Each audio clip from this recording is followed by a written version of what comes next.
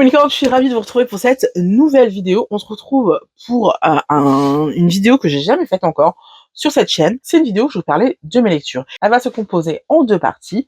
La première partie, ça va être les livres que j'ai lus depuis octobre dernier. Donc on va dire mes lectures d'automne. On va dire qu'on va avoir un petit mois de retard, tout simplement parce que l'automne a eu un mois de retard. Je suis désolée, mais c'est comme ça. Et ensuite, je vais vous parler des lectures des mois prochains, que je vais lire, je pense, jusqu'au printemps. C'est un site de vidéo qui existe depuis très longtemps sur YouTube, mais qui a le vent en poupe en ce moment. Et d'ailleurs, dernièrement, j'ai retrouvé le plaisir de lire grâce à ce genre de contenu, justement. Du coup, je me disais que si je pouvais donner envie à quelqu'un de lire, de se poser comme ça et de nous raconter ses lectures et tout, et ben c'est cool, c'est quelque chose à partager, je trouve. Et donc, je me suis dit que j'allais le faire. Alors, cette vidéo tombe un mercredi, tout simplement parce que c'est le genre de vidéos qui ne sont pas souvent regardées sur ma chaîne, parce que je pense que mes abonnés n'ont pas l'habitude de ce genre de contenu. Néanmoins, c'est vraiment un contenu que j'ai envie de faire, donc je vais le faire. Et tant mieux pour celle à qui ça plaît, et tant pis si ça déplaît. Je prends peu de risques dans la mesure où je vais quand même publier une vidéo samedi prochain, une vidéo dans les contenus habituels, c'est-à-dire une vidéo de mode grande taille. Donc voilà, tout va bien, je peux me faire plaisir avec cette vidéo, et j'espère qu'elle vous fera plaisir également à vous. N'hésitez pas à me le dire en commentaire si c'est le cas. Et n'hésitez pas à me dire aussi s'il y a un des livres que vous avez lu, s'il y a un des livres que vous voulez lire, ainsi de suite. Du coup, ça faisait des années que j'avais arrêté de lire. Ces temps-ci, je ne lisais plus beaucoup, vraiment. Et puis, je suis tombée sur les trends en automne, et ça m'a donné envie. Ça m'a donné envie, non seulement de lire, mais en plus de faire des revues des livres que j'avais lus, dans mon bullet journal, et c'est comme ça que ça a commencé. Et sincèrement, ça a été hyper efficace, parce que j'ai lu depuis le mois d'octobre jusqu'à la fin décembre, j'ai lu 8 livres, alors que je n'avais lu aucun livre tout le reste de l'année. Donc c'est assez efficace comme challenge, et du coup, je suis assez contente. Et je vais partager avec vous ce qui s'est passé. On va commencer par les livres que j'avais mis dans ma pile à lire et que je n'ai pas lus, et je vais vous expliquer pourquoi. Tout d'abord, il y a ce livre-là, Adrénaline, de Zlatan Ibrahimovic. Je pense que vous connaissez à peu près toutes et tous mon affection pour ce footballeur que beaucoup de gens détestent, mais que j'adore parce qu'il n'a pas la langue dans sa poche, et que c'est un footballeur qui en a dans le cerveau, contrairement à ce que beaucoup pensent ou disent. Et surtout, c'est quelqu'un d'hyper motivant. C'est une personne qui m'a énormément motivée à reprendre le sport, par exemple, à une époque où j'étais persuadée que le sport c'était pas pour moi et que j'étais nulle. C'est en regardant ces clips vidéo que j'ai pris conscience que personne n'avait le droit de me dire ce que j'avais le droit de faire ou pas, et que si j'avais envie de faire du sport alors que je suis grosse, j'avais le droit aussi. Donc voilà, mais un grand merci à lui. Je ne l'ai pas lu pour différentes raisons. Déjà, je me suis rendu compte que le prix de ce livre, je l'ai acheté sur Vinted, je l'ai acheté genre 8 €, mais le fait de découvrir que ce livre était vendu à 19 € alors qu'il est très très fin, déjà ça m'a un peu chafouiné, on va pas se mentir. Je trouvais ça cher, et je trouvais ça pas cool de proposer des livres à ce prix-là pour un contenu pareil. Donc c'était surtout un livre très marketing, et du coup j'avais pas forcément envie de lire un livre marketing. Et ensuite, la deuxième raison, c'est que je pense que si avant j'avais besoin de quelqu'un qui me motive et qui me booste, qui me révèle le fait que je pouvais être qui je voulais quand je voulais, et bien maintenant j'ai appliqué ce qu'il disait, et que maintenant je suis arrivée au niveau que je voulais arriver. Donc j'ai peut-être plus besoin de quelqu'un qui me met un coup de pied au cul comme c'était le cas avec lui. Et en ce moment, j'aspire plus à de la douceur, à de la bienveillance, à une énergie un peu plus cocooning. Donc c'est pour ça que je n'ai pas eu envie de lire Adrénaline de Zlatan Ibrahimovic, mais je vais garder le livre, on sait jamais, ça pourrait toujours servir. 2 livres de la même connexion que j'ai mis sur ma pile à lire, mais que je ne l'ai pas lu. La collection Grimoire de Saba, Sowin et Yule, tout simplement parce que je n'étais pas du tout connectée à la sorcière qui est en moi ces temps-ci. Je crois qu'avec la mort de Mystique, pour ceux qui savent pas, Mystique était mon chat, je vous ai fait une vidéo sur son décès, puis d'ailleurs je vous ai fait une vidéo aussi sur l'adoption d'Onyx après, qui a rejoint la famille et qui est mon bébé maintenant. Je crois qu'avec la mort de Mystique, ça m'a beaucoup, enfin le fait d'être sorcière, ça m'a beaucoup aidé dans cette épreuve-là, et j'ai beaucoup puisé dans cette witch énergie. Et en fait, du coup, après, j'ai eu besoin vraiment de laisser la witch reposer, peut-être, et de me couper un peu pour vivre ce qui se passait, l'adoption d'Onyx, puis l'adoption de Luna, parce que il y a Luna aussi qui a rejoint la famille, qui est la sœur d'Onyx, la sœur biologique d'Onyx. Donc Du coup, voilà, j'avais plus besoin de vivre les choses et moins besoin d'être dans la spiritualité. Donc c'est pour ça que je n'ai pas lu ces 2 livres, même si le Sowin, je l'avais entamé l'année dernière et je l'avais pas fini tout simplement parce qu'il est sorti très tard par rapport à Sowin. Du coup, on n'avait que 10 jours pour le lire. C'était un peu pas beaucoup. Surtout qu'il y a du contenu dans ces livres-là, hein. Il y a vraiment du contenu. Et alors ils sont magnifiques, les maquettes sont vraiment très belles. Et il y a vraiment du contenu, hein, on se moque pas de nous. Mais ouais, non, j'étais pas dans le mood. Du coup, je reporte pour l'année prochaine. Même punition pour Le Festin des sorcières, qui est un livre sur l'art culinaire des sorcières, hein, tout simplement. Et même punition, il est magnifique. Je l'attendais depuis des années parce qu'il était annoncé depuis 2021, il me semble. Il était annoncé depuis Sowin 2022, mais il a mis énormément de temps à sortir. Et alors, il est magnifique, hein. Il est vraiment très beau. C'est vraiment un livre qui donne des recettes en fait à faire pendant les sabbats ou les esbats. Il y a aussi un peu de magie culinaire. Donc c'est un super livre, hein, pour les sorcières des fourneaux, mais voilà, j'étais pas dedans. Du coup voilà, ça c'est pour les livres que je n'ai pas lus alors qu'ils étaient sur ma pile à lire. Maintenant passons aux livres que j'ai effectivement lus. Donc c'est assez marrant à raconter parce que j'avais envie de reprendre la lecture avec des graphiques pour me remettre doucement dans le bain. Et du coup, j'ai eu envie de lire un livre de Lily Blabla, qui est une illustratrice assez connue, hein, qui fait de très très beaux livres. Mais le livre qu'elle mettait en avant ces derniers temps, c'était celui-là, Le Soleil de minuit. Et donc, quand tu regardes la couverture, si tu ne le vois pas en format poche et si tu ne le vois pas en réel vraiment, et que tu vois juste la couverture, juste la page là, eh ben, tu pourrais croire que c'est la couverture d'une BD. Sauf qu'en fait, pas du tout, c'est un roman. Donc je me suis fait avoir, je l'ai reçu, je me suis dit, ah merde, c'est pas un graphique.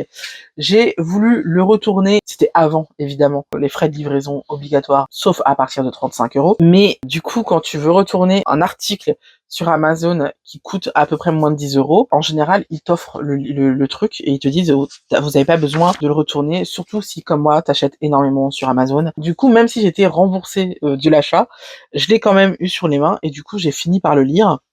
Et j'ai bien aimé. Je suis désolée Lily, parce que du coup, tu ne seras pas payée pour l'achat de ce roman, mais pour te le rendre, j'en parle dans cette vidéo. Du coup, je l'ai lu en quelques jours, parce qu'il se lit assez vite. J'ai bien aimé l'intrigue qui parle en fait d'une fille qui est en train de pleurer en face d'un abribus alors qu'il pleut. Et il y a un mec sous l'abribus qui la voit pleurer, qui se dit merde, je peux pas la laisser comme ça, et qui va la voir et qui cherche un petit peu à lui donner du réconfort. Et en fait, une belle histoire d'amour va naître de ça. Je vous en raconte pas plus parce que il y a pas mal de suspense dans ce livre, parce que on se demande qui est cette fille, pourquoi elle pleure comme ça, qu'est-ce qui lui est arrivé pour qu'elle pleure comme ça. Lui aussi, de son côté, il y a eu un drame dans sa vie. On s'en rend compte assez vite et on veut savoir quel est le drame de cette fille, qu'est-ce qui s'est passé et tout. Même si moi, je me doutais de ce drame-là et j'ai bien eu raison. Et par contre, je me doutais pas des circonstances et ça m'a déchiré le cœur. Bref. Et du coup, c'est un livre qui aborde beaucoup de sujets comme l'autisme. Il aborde aussi le sujet des enfants de divorcés. Il aborde plein de sujets super intéressants. Il est super bien écrit. Il y a un truc que j'ai pas aimé du tout par contre, c'est le fait qu'ils aient des prénoms à l'américaine alors que ça se passe en France. Ils ont tous des prénoms à l'américaine, alors qu'il y en ait un ou deux qui en est à l'américaine, ok, mais quand tous les personnages ont des prénoms à l'américaine, ça te sort de l'histoire parce que ça fait vraiment quelque chose d'irréaliste, quelque chose, voilà, on est vraiment dans un feuilleton de Beverly Hills, c'est dommage quoi. C'est vraiment dommage. Je crois que vraiment l'autrice a un problème avec ça, parce que on va voir que j'ai lu aussi un autre livre d'elle et on a toujours ce même problème. Très américanisé, tout ça, c'est dommage. Vraiment, c'est vraiment dommage. Mais j'ai bien aimé le livre. Je pense que je lirai le tome 2, mais pas tout de suite parce que j'ai bien aimé. Je veux connaître la suite, mais c'est pas non plus un coup de cœur de ouf. Ensuite, Évidemment, évidemment, qui dit lecture en automne dit forcément Harry Potter pour moi. Ça faisait un moment que je voulais relire la saga Harry Potter. Vous le savez, quand ils ont sorti cette version avec des pop-up de partout, j'ai eu envie totalement de le redécouvrir comme ça. Ça faisait du coup 3 ans que je reportais le fait de les relire comme ça. Et bah là, je me suis lancée et franchement, c'était vraiment le meilleur livre avec lequel se relancer parce que j'ai adoré ma lecture. Alors évidemment, le premier tome d'Harry Potter, c'est pas le plus palpitant, c'est pas le plus intéressant, c'est juste celui qui pose les bases. J'ai eu beaucoup de plaisir à retrouver les persos, d'autant que à ce moment-là, personne n'est mort. Il y a pas forcément de drama et donc c'est beaucoup plus bon enfant, c'est sympa. Et puis tu notes pas mal de petites choses que tu avais oubliées. Et surtout, le lire maintenant avec mon regard d'adulte, parce que quand j'ai découvert Harry Potter, j'étais ado. Donc le lire avec mon regard d'adulte, ça me permet de me rendre compte de certains trucs assez choquants. Je vous ferai une vidéo, je pense, l'année prochaine, en septembre-octobre, pour vous en parler, parce que je pense que c'est important d'aborder le sujet. Mais j'étais choquée par certains propos de certains personnages et ça mérite qu'on en discute ensemble. Et je ne dirais que ça. Bon, évidemment, gros coup de cœur, hein, 5 sur 5. Ah oui, j'ai oublié de dire la note du précédent, j'ai mis 4 sur 5. C'était bien, j'ai envie de connaître la suite, mais c'est pas non plus ouf. Ensuite, j'ai réouvert le livre de la méthode du bullet journal. Alors, pour ceux qui ne le savent pas, je suis une adepte du bullet journal, même si la tendance est passée. J'ai fait partie des premiers à tomber en amour avec la méthode bullet journal, tout simplement parce que je suis quelqu'un qui me disperse énormément et qui a une charge mentale, enfin qui souffre énormément de charge mentale, et donc j'avais besoin d'un endroit où je pouvais écrire tout ce que j'ai en tête pour pouvoir mettre de l'ordre dans mes idées et pour pouvoir avoir une trace papier de ce qui se passe là-haut. Et donc la première fois que j'ai lu ce livre, ça a vraiment été une découverte parce que je connaissais le bullet journal à travers les réseaux sociaux, donc c'était quelque chose de très beau, très travaillé, avec des crayons, des dessins, tout ça, très too much. Et lui m'a permis de découvrir le bullet journal à travers un prisme beaucoup plus simple et beaucoup plus accessible, et surtout beaucoup plus efficace, beaucoup plus pratique, pratico-pratique. Et j'ai eu envie de finir la lecture de ce livre que j'avais commencé. Donc j'ai continué la lecture et je me suis rendu compte qu'il y avait beaucoup de pratiques et que bah au bout de 6 ans de pratique du bullet journal, je maîtrisais à peu près la pratique. Donc j'ai pas lu énormément, j'ai lu une dizaine de pages, je me suis dit non mais en fait je sais tout ça, donc je suis passée à autre chose, j'ai lu en diagonale et puis j'ai lu assez pour me dire que j'avais fini la lecture de ce livre. Voilà. Ensuite, besoin d'une grosse coupure, besoin de me détendre, de me vider la tête. Donc, tac. Donc, j'ai lu Amour croisé parce que ma meilleure amie avait lu ce livre il y a quelques temps, il y a quelques mois, et elle disait à quel point elle appréciait. Et quand elle montrait un petit peu, elle partageait un petit peu ce qu'elle lisait, je pouvais voir les photos qu'elle faisait et je pouvais voir les dessins qui sont absolument magnifiques. Donc, c'est qui la dessinatrice? C'est Camilla Blando. Des dessins absolument sublimes. Là, ça me donne envie de lire d'autres choses qu'elle fait, parce que voilà. Et j'adorais le fait que le personnage principal soit une femme noire. Donc, du coup, j'ai eu envie de le lire également à mon tour. Et je l'ai acheté sur Vinted, au fait. Et alors, j'ai été ravie de ma lecture. Franchement, c'est un coup de cœur. Il s'agit d'une rencontre entre deux personnes, une femme noire et donc un homme asiatique. Et le mec est polyamoureux. Et ce qui ne plaît pas du tout à sa compagne. Et j'ai beaucoup apprécié la lecture de ce livre, même si je me dis que les arguments donnés par les personnages sur la critique du polyamour étaient vraiment des arguments assez superficiels et pas pertinents du tout. Pour moi, la critique principale que je peux faire au polyamour, c'est le fait que bah quand tu dates plusieurs personnes, tu ne peux pas vraiment te connecter à la personne avec qui tu es. Forcément, ta relation souffre du manque de temps que tu y mets, du manque d'investissement que tu y mets, ce qui fait que tu as des relations assez superficielles avec tes compagnons. D'ailleurs, c'est marrant parce qu'à chaque fois que j'en parle à des polyamoureux, ils ne comprennent pas ce que je veux dire. C'est-à-dire que quand je leur dis, tu ne peux pas avoir une vraie intimité avec quelqu'un quand tu es en polyamour, il me dit mais si on peut coucher ah mais je parle pas de sexe en fait. Je parle pas du tout de ça. Je te parle de la vraie intimité qu'il y a entre deux personnes dans un couple. Le fait de savoir exactement ce que pense et ce que ressent l'autre, le fait de se connecter, de se soucier de ce que cette personne pense et ressent à l'instant T, d'être une team quoi, d'être une équipe et d'être capable d'anticiper. d'anticiper ses besoins, d'anticiper ses envies, d'anticiper les choses négatives qu'elle peut ressentir, ses peurs, tout ça. Tu peux pas avoir ça avec quelqu'un en polyamour. Ou alors, il faut que tu aies été suffisamment longtemps avec cette personne et seulement cette personne, et qu'après, une autre personne arrive dans ta vie. Mais du coup, cette nouvelle personne qui arrive dans ta vie, tu vas délaisser ton ancienne relation pour te connecter avec cette autre personne. Pour moi, c'est ça qui est embêtant avec le polyamour, et personne n'en parle. Ils ne parlent que de mariage, que d'enfants, que de fait de tromper quelqu'un, mais non, c'est pas la question en fait. C'est juste que pour moi, à mes yeux, la relation baisse en qualité si tu as plusieurs amoureux. Même si il est accepté que chacun ait sa vie ailleurs, eh bien, forcément, la connexion n'est pas la même que dans une relation où on est deux, c'est une équipe, on est que les uns les autres. Alors, il y a des gens qui me disent, ouais, ta caméra, elle est pas droite. En fait, elle est droite, c'est juste que ça, c'est pas droit, d'accord? Et la bibliothèque non plus, elle a été faite sur mesure. Mais si vous voyez ça, par exemple, on est plutôt droit. Ok, donc c'est droit. Je le dis parce que ça choque des gens. Mais on est droit. C'est derrière que c'est pas droit. Bref. Donc, j'ai beaucoup apprécié ce livre. J'ai envie de connaître la suite. J'espère qu'en fait, la suite, ça va être... parce que là, on a 3 copines.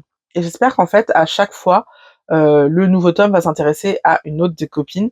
Parce que je trouve que l'une d'entre elles est plus intéressante que celle qu'on a suivie et que l'autre. Ensuite, j'ai lu Flamme jumelle. C'est le seul livre, on va pas dire de sorcellerie, mais c'est le seul livre un peu spirituel que j'ai lu. C'est sur la flamme jumelle. Pour ceux qui ne connaissent pas le concept d'une flamme jumelle, en fait, il s'agit d'un concept selon lequel certaines personnes, quand elles sont réincarnées dans une existence, leur âme est coupée en deux et envoyée dans 2 corps différents et ont 2 vies différentes. Ce qui fait qu'on a souvent ce sentiment d'être incomplet, mais ce qui fait aussi que ces 2 personnes sont destinées à être ensemble, à reconnecter, à refusionner, mais c'est pas facile. La reconnexion n'est pas facile, n'est pas évidente, et à travers un tirage, je me suis rendu compte que j'avais une flamme jumelle. Et alors pour tous ceux qui se disent ah moi aussi j'ai sûrement une flamme jumelle, je me demande si mon compagnon est aussi ma flamme jumelle et tout, sachez que c'est hyper rare et que il s'agit d'un bug dans la matrice. C'est pas du tout le monde qui a une flamme jumelle. Au contraire, c'est assez rare et ça veut dire qu'il y a un truc qui a merdé tout simplement, hein. Donc certaines personnes ont des flammes jumelles et moi j'en ai une apparemment et du coup j'avais besoin de me familiariser avec ce concept et de comprendre ce qui se passait et pourquoi, du comment, tout ça. Donc j'ai acheté ce livre sur Vinted, encore une fois. Ce livre était, ma foi, fort intéressant pour découvrir le concept. Par contre, j'ai trouvé les schémas pas du tout clairs. Franchement, il y a certains trucs, hein? Quoi? Pourtant, je suis HPI, hein, mais alors, je trouve que la personne qui a écrit est bien dans sa tête, en fait, et qu'on ne comprend pas forcément ce qu'elle veut dire. Et puis, surtout, j'ai trouvé que c'était une bonne entrée en matière. C'est quelque chose qui t'expliquait le concept. Dans le livre, on te dit vivre sereinement sa relation d'âme. Franchement, si vous cherchez un guide pour vivre sereinement votre relation d'âme, c'est pas le bon livre. Ça, c'est un bon livre pour te familiariser avec le concept. Voilà. Sinon, après moi, c'est tout ce que je lui demandais, donc j'avais pas besoin de plus. Donc c'est bien. Maintenant, il est un petit peu superficiel à mon goût et j'aurais aimé avoir un peu plus, comme je suis quelqu'un de curieux, j'aurais aimé avoir plus de consistance dans ce livre qu'il n'y a pas forcément. Ensuite, encore un graphique, et oui, pourquoi pas. J'ai tout donné sur les romans au début, après je me suis lassée.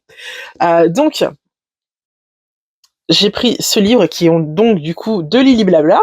C'est elle qui illustre le livre graphique, n'est-ce pas? Et l'autrice, c'est Morgane Moncomble. Voilà.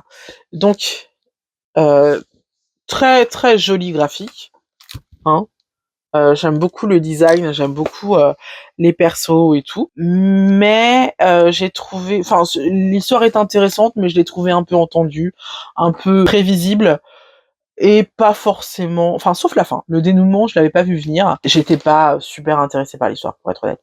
Je suis curieuse, donc je prendrai le tome 2, mais je suis pas, je lui donnerai 3 sur 5.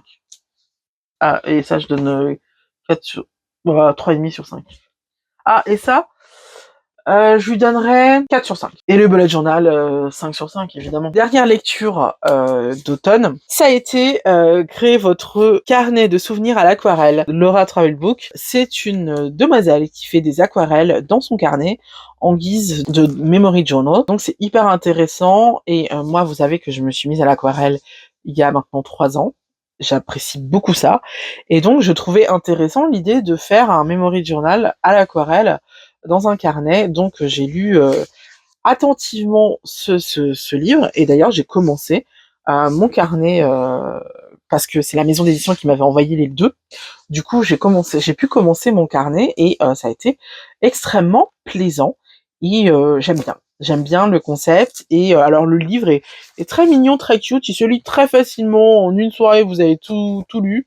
Franchement, c'est vraiment le livre, si vous voulez pas. C'est le livre que j'ai lu pendant Noël parce que je voulais pas me coucher tout de suite, mais non, mais il était quand même tard, donc il fallait quand même que je me couche assez tôt. Mais je tenais à lire avant d'aller me coucher.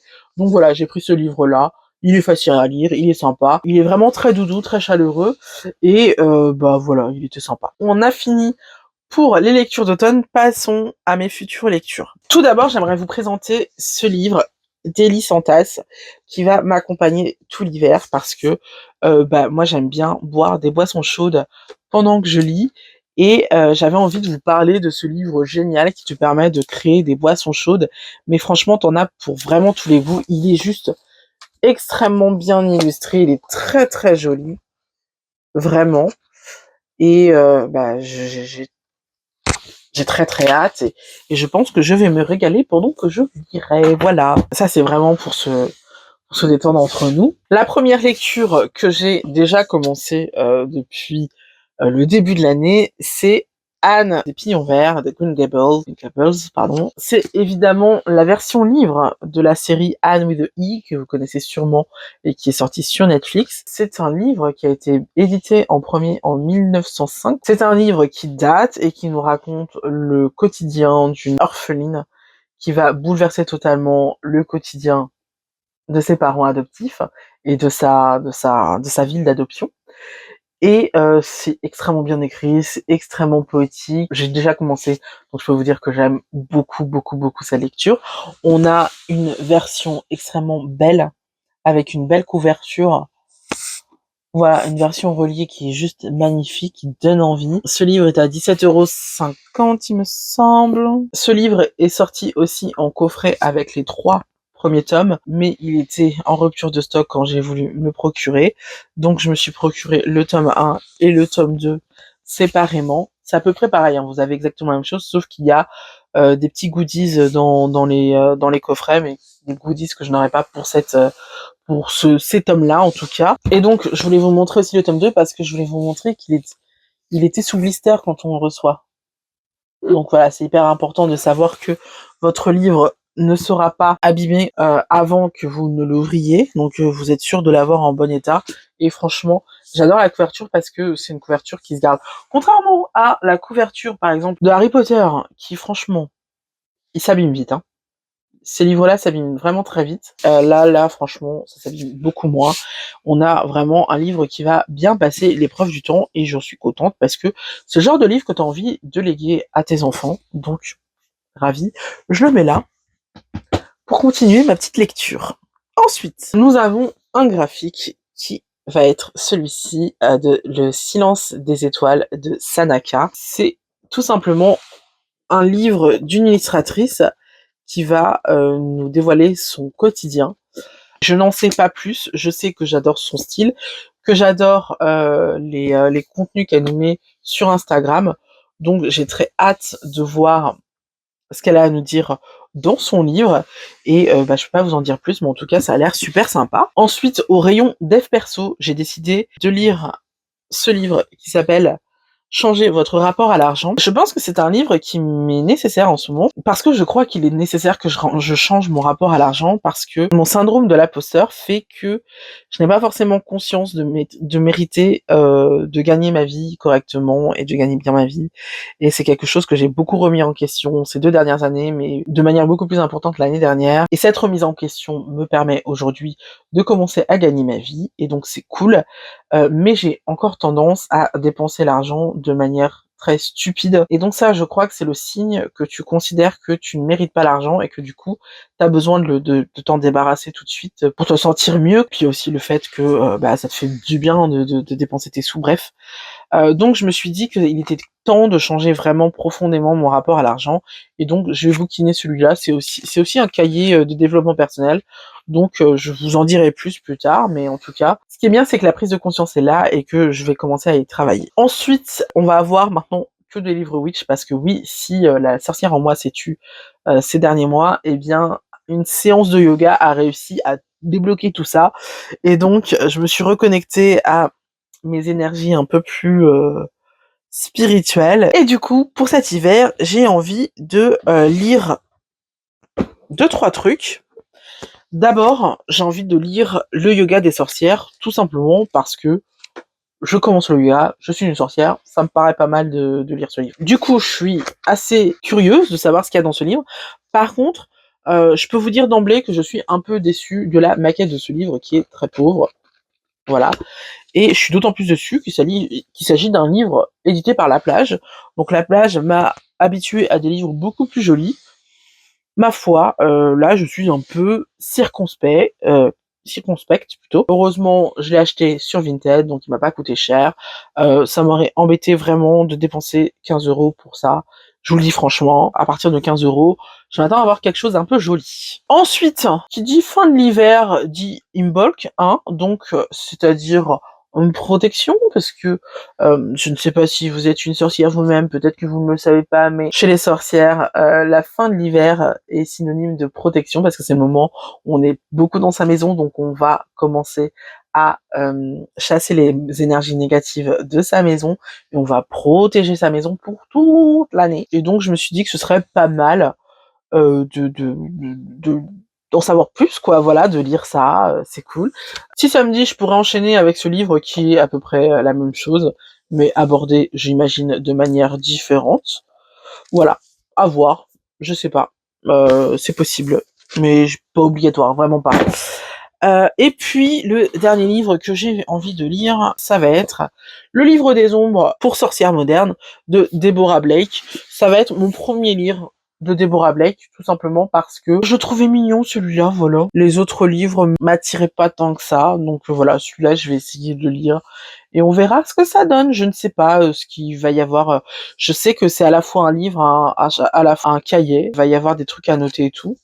Pourquoi pas? Je vous en parlerai quand je l'aurai lu, parce que là, pour le coup, je ne sais pas trop à quoi m'attendre. Voilà. Eh bien, c'est déjà pas mal, hein? On est déjà bien. Et bah, du coup, on s'arrête là, et puis on se dit, on se dit donc à dans 3 mois pour savoir si j'ai lu tous les livres en question, lesquels m'ont plu, lesquels m'ont pas plu. Voilà, voilà. Tout ça, tout ça. Eh bien, je vous fais de très gros bisous, et pour les fidèles, je vous dis à samedi pour ma vidéo de Holy Shin. Des bisous. Bye.